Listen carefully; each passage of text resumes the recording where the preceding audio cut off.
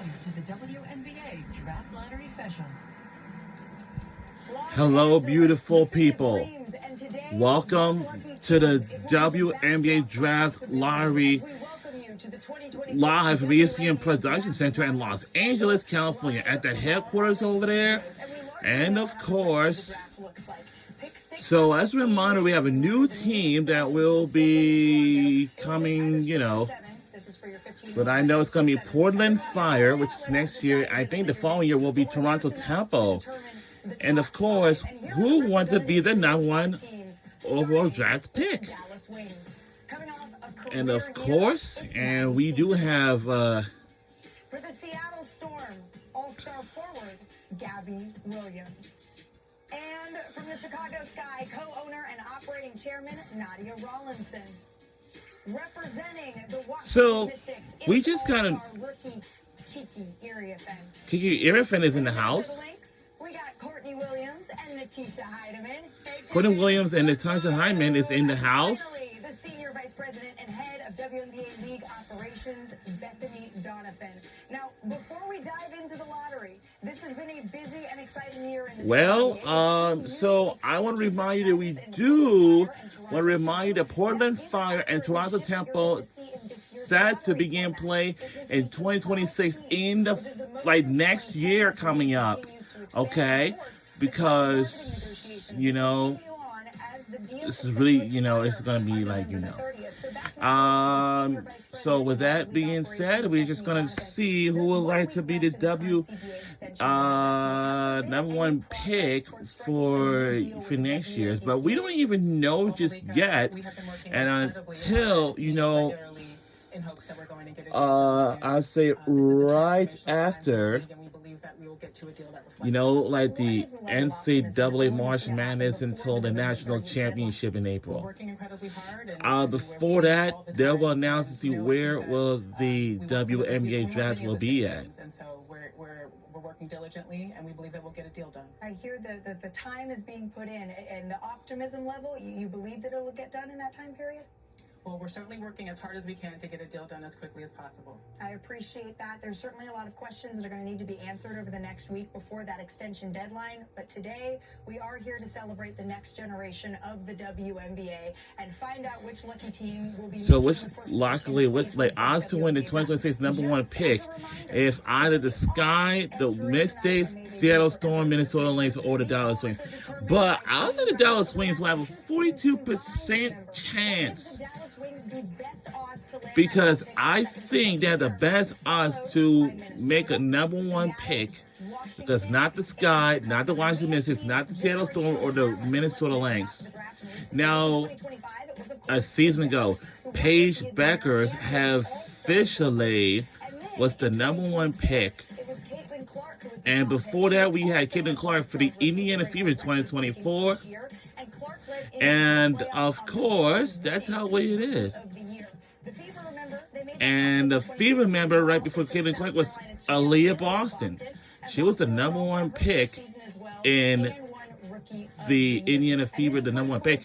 And before her, we had Ryan Howard was to Atlanta Dream when she used to be on the South Carolina women's basketball team or something like that. So those are already the ones that, which is, we have Rebecca Lobo, which is women's basketball analyst, and Sydney. Oh, okay.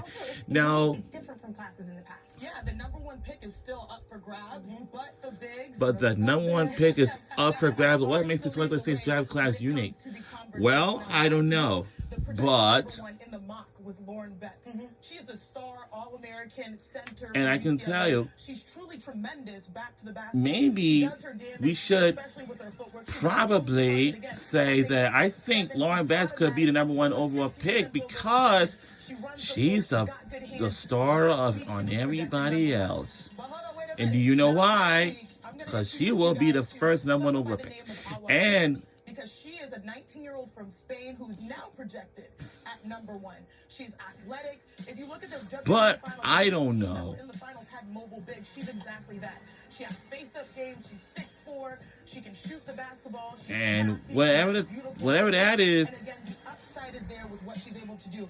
She is a U20 Euro MVP from Valencia, so I'm really excited to see where teams go because the pick is not necessarily locked up. Yeah, without question, this is a year where you don't have that consensus number 1. But a player who has separated herself a little bit, in my eyes, when it comes to this upcoming draft is AZ Fudd. And that started a year ago during the Final Four, where she was the most outstanding performer at the Final Four.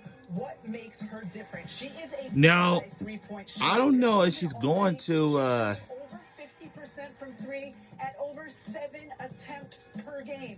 But she's rounded out her offensive skill set. She can take you off the bounce, get to the mid-range, get to the bucket as well. And Shanae, she has become a much better defender as well. She now takes the assignment of the other team's best perimeter We player. were joking when we saw her earlier this year. I was like, oh, she got some muscle. She Yeah. got some added. You're in the weight room. Okay. And preparing for this 2026 draft, when you're looking at classes that don't necessarily have a consensus number 1 pick, it's always interesting to see who is going to be that diamond in the rough. Who could be the X factor that shakes up the draft? Is there a player you have your eye on, Shanae? Not one, multiple. There are a number of specialists that I'm very excited about. I think you can agree on some of these comps, but Olivia Miles, starting with her from TCU, I'm thinking about like Chelsea Gray. Baby Chelsea. Baby the Chelsea. best passer in the draft, the best transition player, Flau'jae Johnson, reminds me of Kalia Copper. The speed, the crafty nature, the athleticism, the toughness out of LSU, and the best bucket overall, probably Tanaya Latson.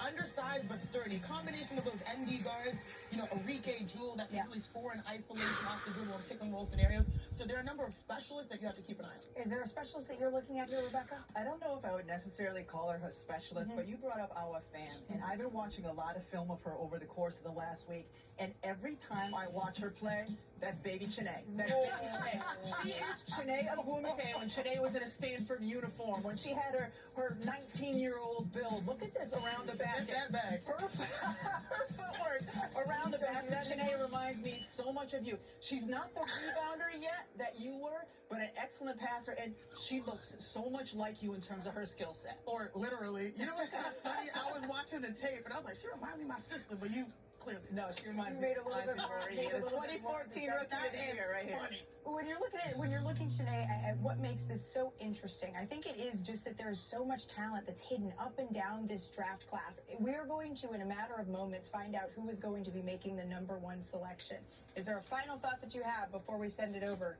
Honestly, it's interesting because even when you think about the teams, it's like, would they need a certain player? No. I think, honestly, we could get unpredictability from the teams that get the number 1 draft to the players that they select. See, and this is the best part of the draft lottery. We're moments away now from finding out which team will get that number 1 pick. Should we call it the Shanae rights? In a draft, the representatives are colorful and waiting.